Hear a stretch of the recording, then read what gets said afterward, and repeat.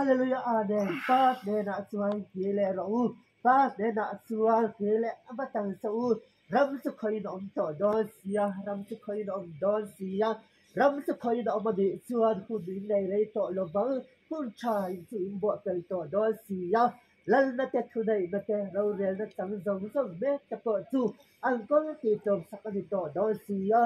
hallelujah amen ram khoi abi tak tak ba nge hian oh zo ram hallelujah amen pa de na chuan ki le thua yang chu se ti lo zong in klai don in klai ku na pheng don in la hallelujah amen in la klai don hallelujah amen hallelujah amen hallelujah amen hallelujah amen zoram hul ses wasarit na dal kum masaber in mangne kaniti shoro pa thu angin thu siti sa chang chho na hun thu siti sa alang chho na kal kong zoram izo chho me kani e thu siti sa chang chho zel pokal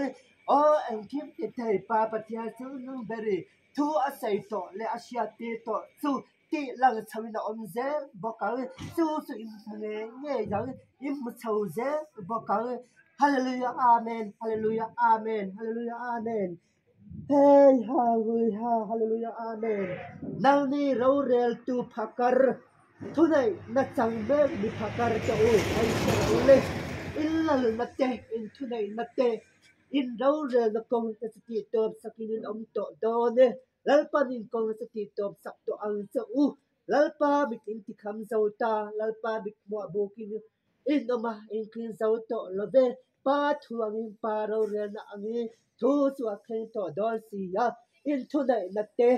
chu ti top sak in ni to do ne zauram ai sharo nal ni bi phakar to ai sharo u ki le na tu kong ta chu zong tung ma ula in zong ma ula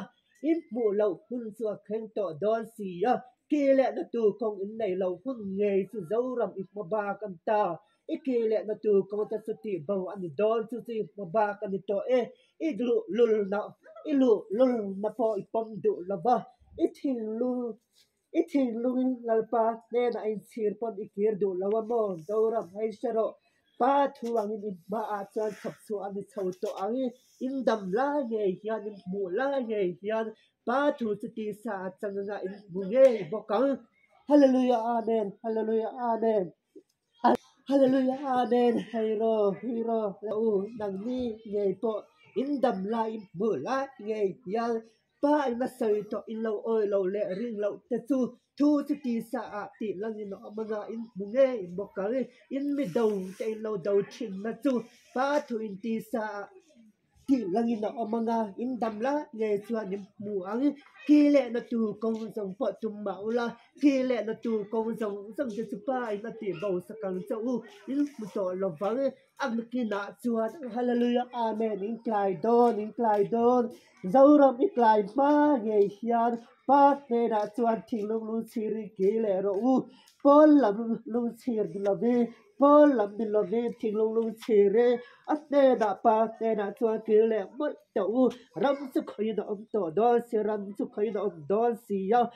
hallelujah amen zauram ram hi khoi ani chuan e in klai yang dikina chuan in klai don zauram tu da hia khoi da kong hong sakin ladi khoi da hun siam sakin ladi khoi da hun siam that da hun in lam le da hun siam sakin ladi ase ba se in thinglung in tilu lula in ti khanga in lam le tin tum si lo pa te na ki le in tum si lo in chi na in nei si lo in sunga pa khoi na le za ngai da ngai nai no satak ani ase pa thing thu chia na po na satak ani to ase ega tinge in thinglung in ti lu lula pa te na ke tum na in nei lo zauram ngai ala hai isoro pa ina ti to su atinge ye yang su thai ani lawang ti danglam thai ani to don si lo pa thu angin pa ina thutia ma chuan na ti pui tlenga ati get boka pa ina mi te tor na chu ashereng si a thon don si lo hallelujah amen